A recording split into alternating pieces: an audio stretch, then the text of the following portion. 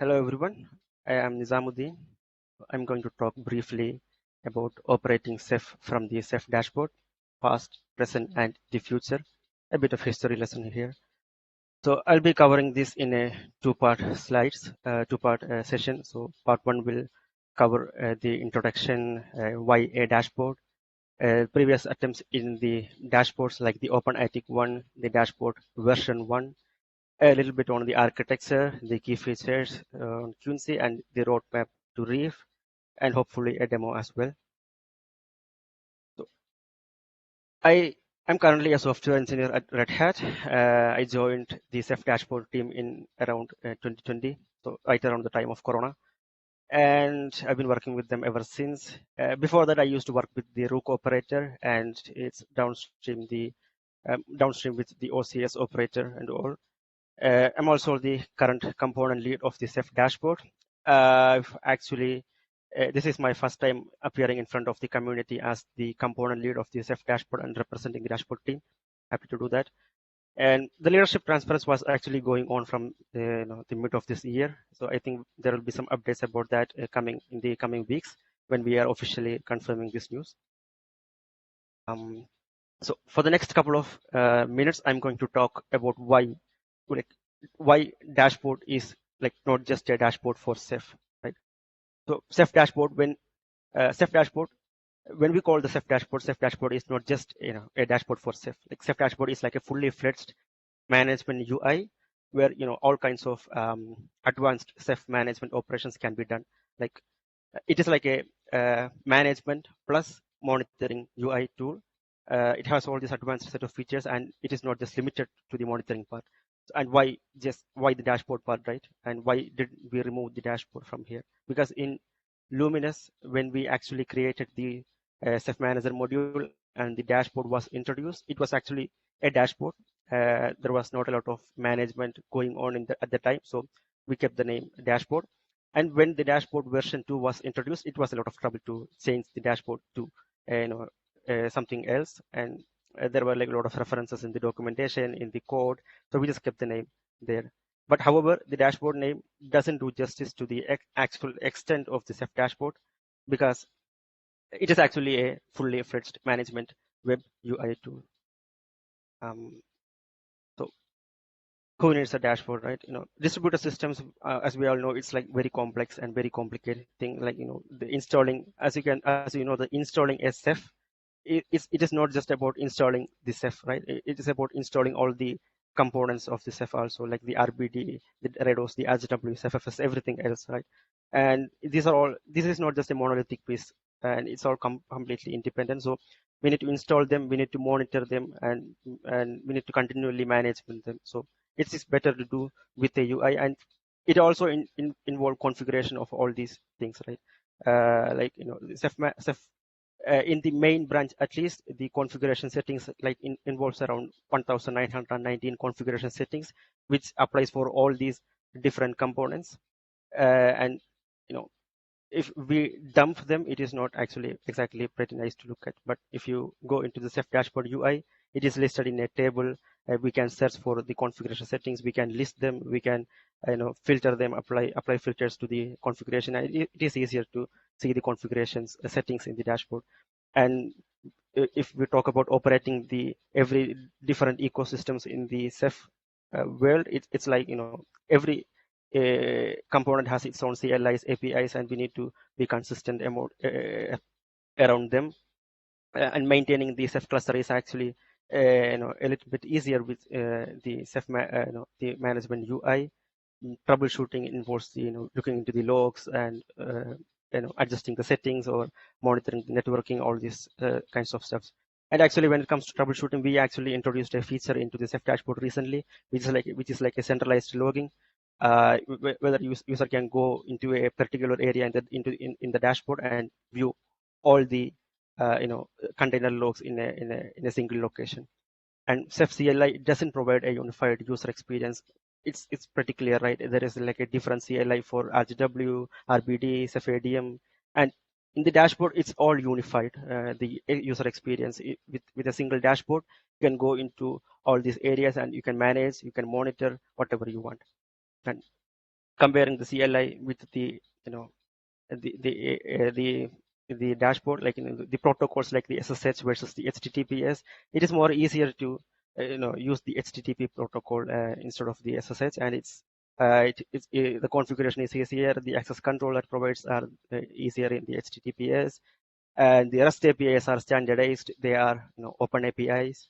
When you look at the text versus graphics, it's with the visual cues, it's more easier to see what's going on in the cluster. Like if there is an error in the cluster, it is more easier to look in the dashboard with a a red text with a warning, like saying that okay, your cluster is in error, and see what's going on in there with the visual indication. That's always better. And so in 2006, the Ceph is born, and since then it was mostly CLI. So the advanced CLI users, they were using the Ceph in a CLI manner. But in 2013, the first dashboard came in the form of Calamari ink tag and the OpenATIC one, which is came from the SUSE. And 2014, there is this Intel VSM dashboard. Then there is a Ceph Dash, which is a community project, and then the Inkscope one. Then there is a Ceph Manager. Then in 2016, the Ceph Manager got introduced into the Ceph, and with the help of that, the Ceph Dashboard, the first version of the Ceph Dashboard got introduced into the manager as a manager module inside the Ceph. And in 2018, the Ceph Dashboard version 2, which is like a fully featured management UI tool, came into the manager module of the Ceph. 2019, we introduced the Ceph Orchestrator and the Ceph ADM inside the Ceph Manager module, which made the dashboard again easier to communicate with the core Ceph features and do the lot of the data management operations way easier. And then again, we introduced a lot of intuitive workflows into the UI, so that made again simplified some of the complex operations in the UI. So now we have like one or two guided workflows in the UI itself, and then we improved the serviceability as well. The centralized logging will come as part of that, and we are continuing to improve the usability experience overall on the dashboard. In the coming like right now as well. These are all the common dashboards that were around in the in the Ceph community. Like we have all these dashboard from the previous eras, and when we look at the Ceph dashboard, it is powered by the Ceph community itself. So the maintenance or the continuous improvement and everything is powered by the Ceph community. It's still active and it is going to be active. So it started around 2018 and it is still going very strongly. And we have a Ceph management, very advanced set of Ceph management operations going on inside, because we actually directly consume the Ceph manager modules, APIs from the Ceph, from our backend itself. So it's much easier to communicate with them without any lags in between. And we also embedded the Grafana inside the dashboard, so that user don't need to go into different dashboards to view the Grafana metrics or the Prometheus metrics or the Grafana charts. And so everything is inside the Ceph dashboard as well. This is the Calamari dashboard, one of the first dashboard that came for the Ceph. The OpenATIC one developed by SUSE. So this has like a the Ceph dashboard. The first version of the Ceph dashboard has the second version of the Ceph dashboard has roots into the OpenATIC project. So if you look at the earlier version of the Ceph dashboard, it kind of looks exactly or somewhat similar to these OpenATIC dashboards. This is the VSM one made from the Intel, the Inkscope one with the nice little colors, nice. The Ceph Dash one, which is a community open source project. I think it is still active, but somewhat active, but not that active. Then we have the Ceph Dashboard version 1, mostly monitoring activities only. I don't think there are a lot of management stuffs going on over here. We can see the logs and all those stuffs in the front UI, but I like the dark theme here. And this is the Ceph Dashboard version 2, as we see in the the Quincy and the main branch of the Ceph. As you can see, there are a lot of changes over here. I'll show a demo in the end so that this will again, and then I will try to explain mostly everything. And this is the proposed and agreed design for the Ceph Dashboard version 3, which will be coming soon in hopefully in the reef release. Fingers crossed. So the works are ongoing, mostly done. We are patching up some of the charts over here, and with that we will be able to release this in the oncoming release. So how Ceph users monitor the Ceph, right? Most of the Ceph users, this is a survey results from the Ceph user survey result, the 2022 happened in 2022. So most of the users use the Prometheus to keep track of the monitoring activities in the cluster.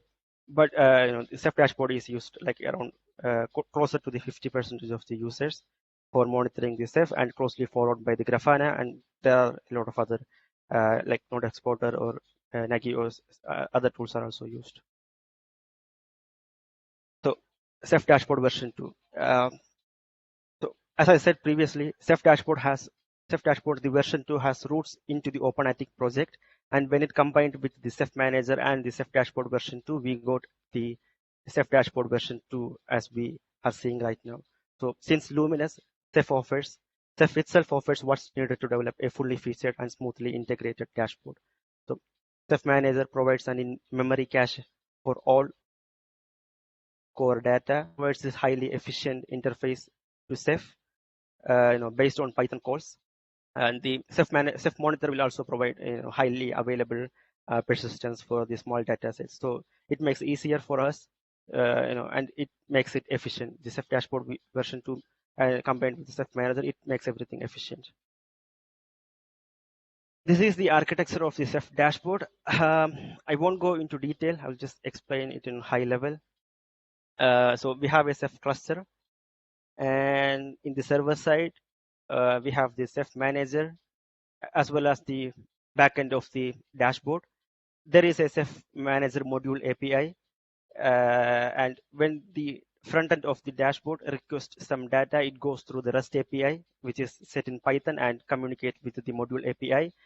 That fetches the data from the Ceph cluster, of course, and within a cached manner, and it provides the information that needs to populate the front end of the dashboard. Again, there is a Prometheus exporter which exports all the metrics and populate it to the Grafana, populate it to the Prometheus, and it again queried by Grafana, and then the Grafana dashboards are again embedded into the Ceph dashboard itself. And between that, there is recently we started consuming the Ceph ADM for some of the day 2 management applications. So it makes the communication easier for us to directly go to the core than consuming the APIs directly. So on Quincy, as you can see, we have achieved a lot of things. Like most of the components are are closely in parity with the CLI. So we have in the configuration, as you can see, we covered almost 95% of it. In OSDs, we had somewhat a little work to do in the OSDs part. The pools are almost covered. In the RBD, there were some missing features which are available in the CLI but not in the dashboard. RGW, it's like always playing catch up with the RGW folks because they introduce new features constantly, and we are always trying to catch up with the RGW folks. So it's ever growing, the RGW area. CephFS, we have all the monitoring functionality available in the CephFS, but not just the management part. And we are planning to take actions over there in the coming releases. Not maybe the reef, but after the reef, we'll be focusing on this FFS. For the reef release, we'll be focusing on the RGW and trying to introduce the features like the multi-site or things like that.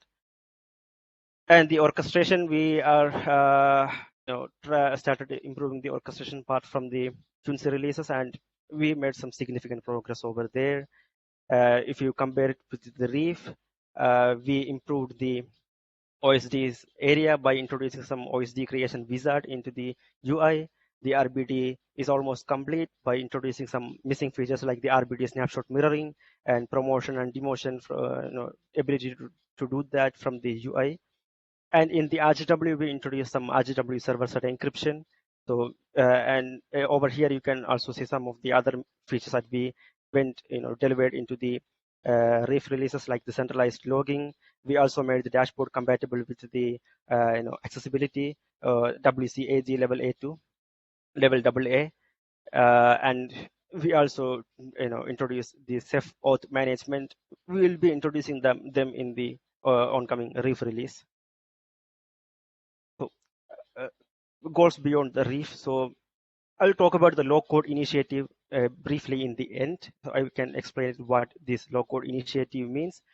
So the replacing Grafana with built-in charts. So right now the Grafana is populated into the dashboard using iframe, which is good, but not that eye-catchy. So we are planning to replace them with built-in charts and directly consume the Prometheus metrics. The works are in progress, at least for on some different areas. And once the release is complete, and will be actively looking into replacing the Grafana entirely from the dashboard. And of course this FFS integration will be the priority beyond the Reef. Okay, I'll try to show a demo, and after the call, I will be after the entire session, I will be planning to take some questions as well. But I'll try to show the demo. Let me switch to my dashboard. I hope it is visible. So this is the login page of the Ceph dashboard. When you go into the dashboard using the username and login, the first thing you will be greeted with is the the please expand your cluster first notification. If you just bootstrap your cluster and there is nothing else added to the cluster, this will be the first thing that is shown. And right now I have some hosts are added into the cluster, but I anyway triggered this to happen. So you can anyway add more host if you want in here, and you can also create more OSDs.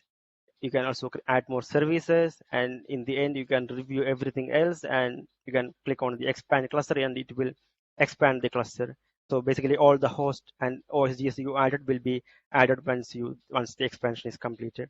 And this is the dashboard.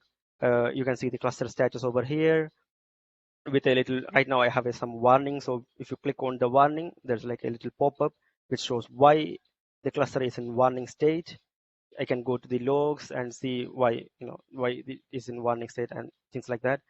I have also all the other components listed over here and the status of the components, like how many hosts, how many monitors, what are the active and standby monitors. If I hover over them, it will show which is the active manager and standby one. The other things like object gateways, and over here I have the capacity. We have the capacity listed out, and little performance charts going on over at the end of the page. And we have the cluster management. It includes the host management. Let me add that.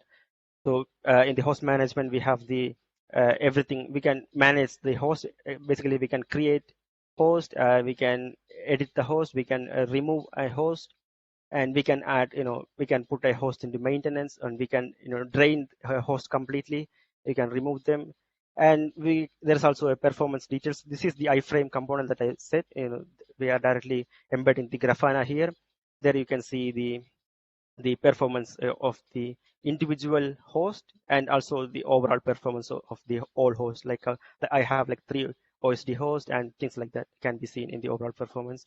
We have the physical disk page, which lists all the available disk, the monitors page for showing all the monitors, services page to create and manage the services.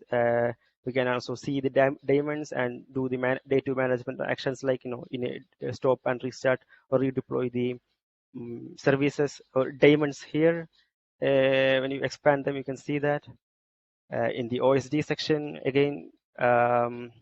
We listed all the OSDs, and it has like a very advanced set of features in the OSDs, like scrub, deep scrub, reweight, more mark out, mark in, everything that you are doing in the CLI. It can be done in the management in this UI. We have the cluster-wide configuration, the overall performance again that populates from the Grafana.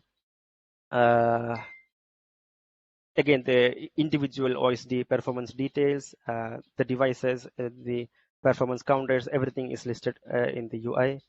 As I said, the configuration UI, which is filtered by by default basic, the crush map, the manager modules, all the manager modules are listed here. This is the Cephx users, which is currently a work in progress thing. Right now, the monitoring is also only available and the management is going on. The logs, one thing I want to point on in the logs is that we have added a daemon logs, which is actually the centralized logging.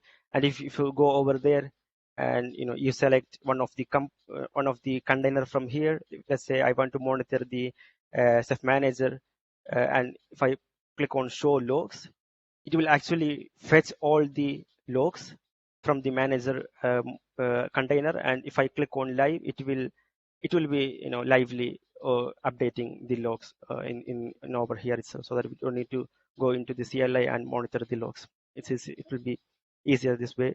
At least for this you need to enable the create the services like the Blocky and Promptail. And we have the monitoring and alerting going on section going on over here. I'll be quickly going over every pages, like the pools management is listed here. Create and delete and edit pools, the overall performance of the pools, block for the RBD images and RBD image, RBD mirroring, the ISKSA, then the NFS unified management, which we recently added. Like we take use of the newly added NFS module, and with the help of Ceph ADM, we were able to add this part of the NFS management section, so we can create NFS export. As I said, the file system CephFS is mostly monitoring. There is not a lot of management going on over here, but you can still see all of the monitoring related activities here. We can create a snapshot for the directories. You can evict clients, and the MTS perf counters and all those details will be here. The object gateway includes the daemons, the users, the buckets, and in the buckets we can now configure the encryption of the buckets as well. And here we have the notifications. All the notifications will be shown here, including the alerts as well as default Ceph notifications and the Ceph dashboard notifications. We have an option to report an issue from the dashboard. There is a way to configure the telemetry from here. There's like a two-step process. You click on next, and if you accept the settings from the telemetry update from here, and it will update, it will basically accept the telemetry and configure the telemetry for you guys. Yeah, that's mostly it from managing perspective. If there is any questions, please ask in the comments and I will try to address them in the end. So for the part 2, I will be covering mostly on how to contribute to the Ceph dashboard, things like that.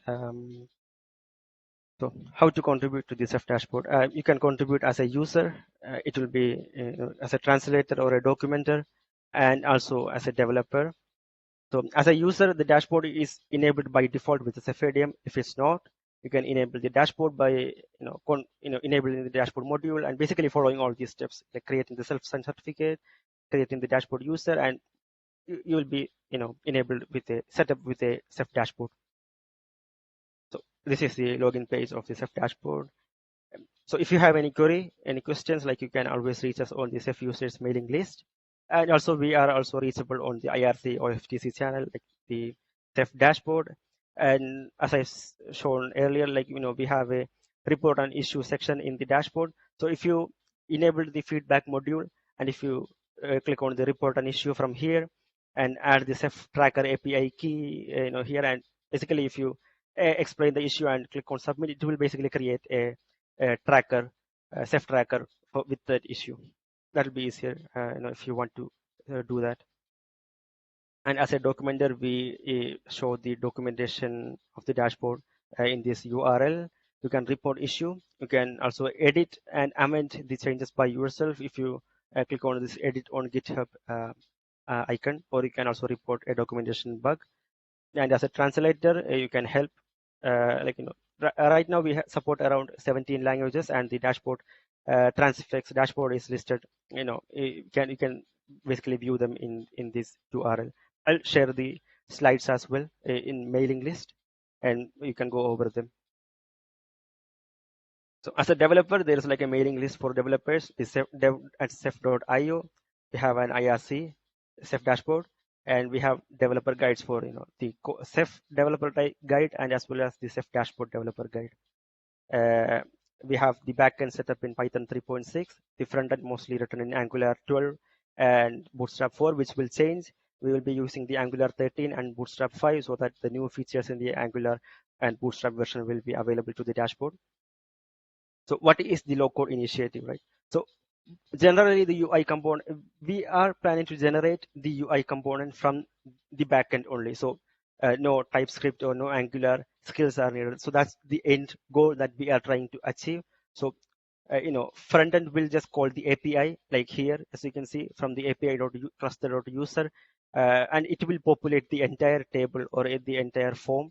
And basically in the backend we will be providing some self descriptive Python classes and everything, and that will generate the front end UI tables. So that is the end goal we are trying to achieve. So no UI code will be there, so that everyone without any UI skills can contribute to the dashboard. So that's the right now some of the features like Ceph auto management we already implemented using this approach.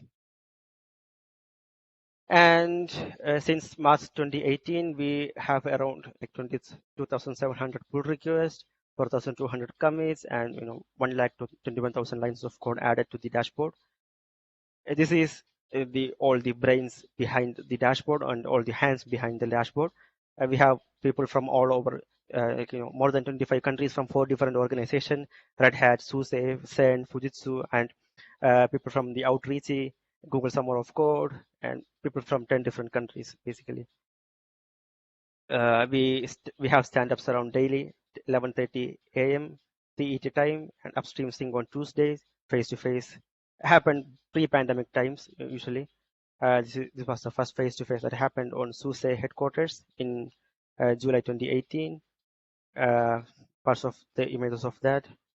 The dashboard orchestrated a face-to-face in OpenStack Summit Berlin, and more food for them to enjoy. This is the second face-to-face that happened on June 2019. Some fun activities that went over there. And with that, I think I am done. Any questions? If you have any questions, that I can answer them now. And we have one question around, is the Ceph dashboard suitable to run on a mobile device for on-duty operators to check health issues? We don't officially support the mobile devices. We only support resolutions up to 1920 into full HD resolutions. But I've seen in mailing lists some people trying to do that. I personally tried on my mobile as well. We can do some things over there. If it's simple like tracking the self health or status like that. I mean, it's we can do that from the mobile as well. So anyway, the UI will come in the link, but it won't be nice. It's just it will be cramped up. We are not optimized for the mobile devices. That's what I'm basically saying.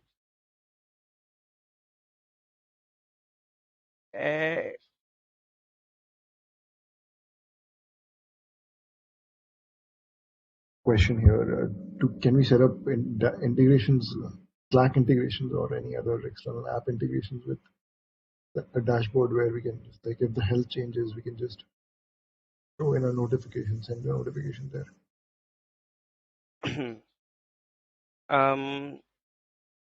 I don't think we support that, Slack integration or anything. Correct me, guys, if I'm wrong, but I am not sure if that we support the Slack integration or Google Chat integration or things like that. Not directly, but I think through Alert Manager you can technically plug that into any tool that provides a webhook. So I think there are integrations for Slack and others.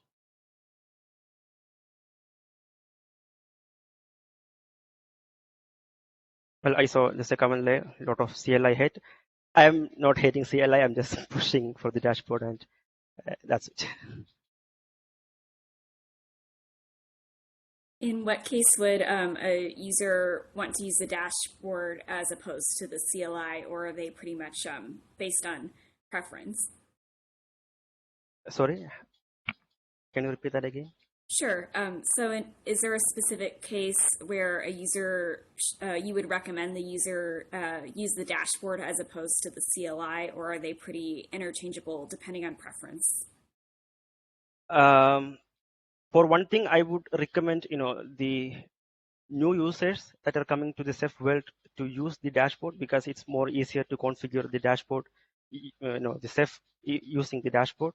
I mean, with the Ceph ADM, we can bootstrap the cluster, right? And once that is done, if you go to the Ceph dashboard, we can just configure the entire cluster using the guided workflow itself. So it will be much easier for them, to be honest. And yeah, I hope that covers the questions that you asked. Yeah, thank you. And the features like the centralized logging and those kinds of things, right? So it is like good to have the whole monitoring capabilities available in a single area, and that's visually it's more good.